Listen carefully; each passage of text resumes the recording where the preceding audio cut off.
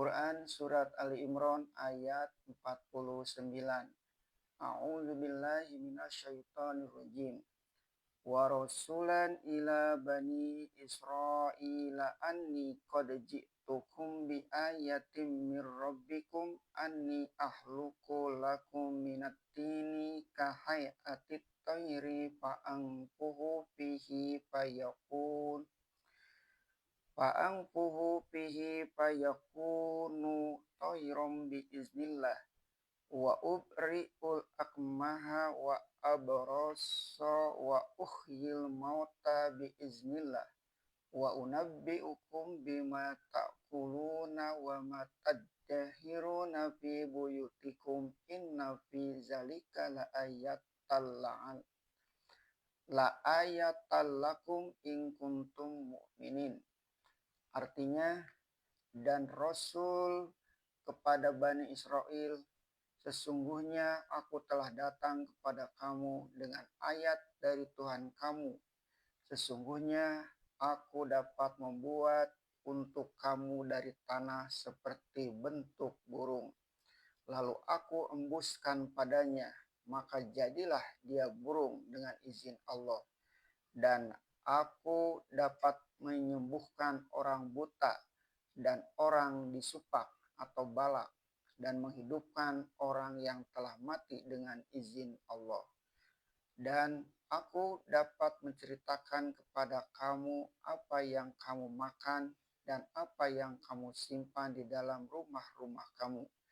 Sesungguhnya pada yang demikian itu adalah satu tanda bagimu jika memang kamu beriman. Kemudian malaikat itu meneruskan katanya pula, dan Rasul kepada Bani Israel.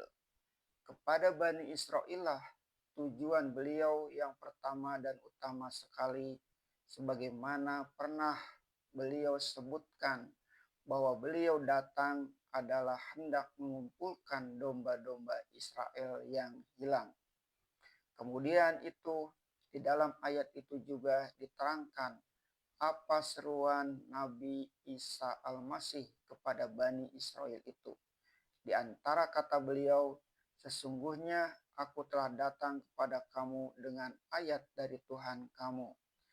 Arti ayat di sini ialah mukjizat, yaitu tanda-tanda yang ganjil, jarang terjadi, sebagaimana tanda dari kekuasaan ayat Allah. Maka diuraikan pula lah oleh Nabi Isa di antara ayat itu. Sesungguhnya aku dapat membuat untuk kamu dari tanah seperti bentuk burung. Lalu aku embuskan padanya, maka jadilah dia burung dengan izin Allah.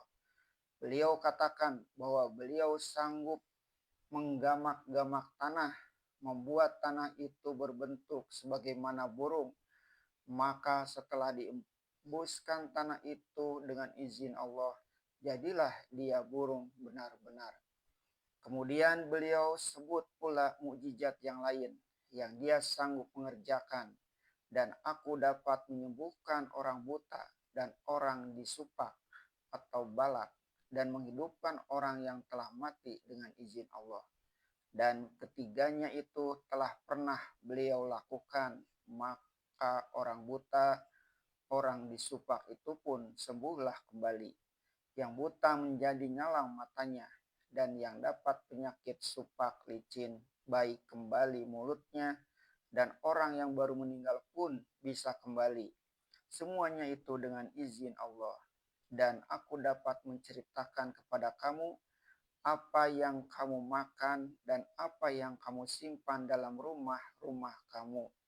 Serupa ini pula lah mukjizat yang pernah diberikan kepada Nabi Yusuf, yang dapat menerka makanan apa yang akan diberikan penjaga penjara kepada teman-temannya di dalam penjara sebelum makanan sampai.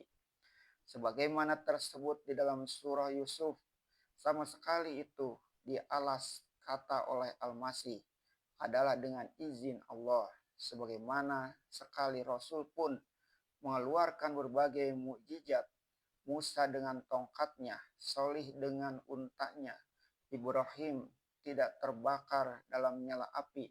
Semuanya itu berlaku dengan izin Allah. Lalu berkata Isa selanjutnya, sesungguhnya pada yang demikian itu adalah satu tanda bagimu jika memang kamu beriman, yaitu satu tanda yang tidak akan dapat kamu mungkiri lagi bahwa aku ini memang utusan dari Allah untuk kamu.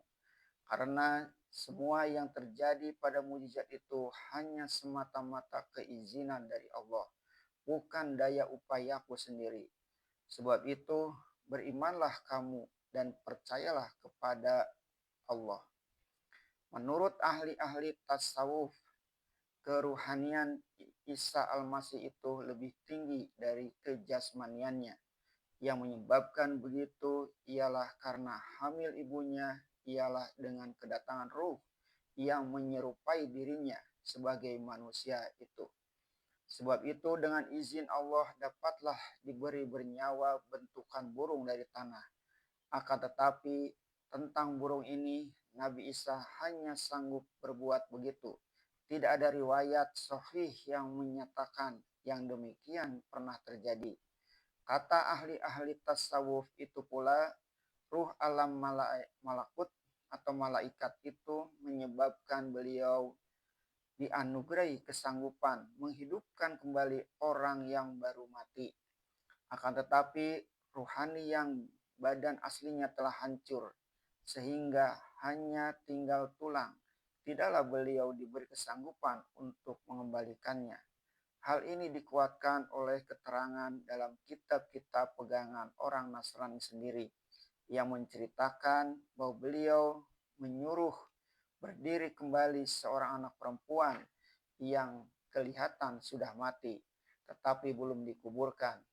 Eliazar pun beliau suruh berdiri kembali dan hidup sebelum badannya rusak atau busuk. Tentang penyembuhan beberapa penyakit, maka di dalam kalangan Kristen lantaran ini timbul ilmu pengobatan yang mereka namai Christian Science yang dengan kekuatan rohani dapat menyembuhkan penyakit.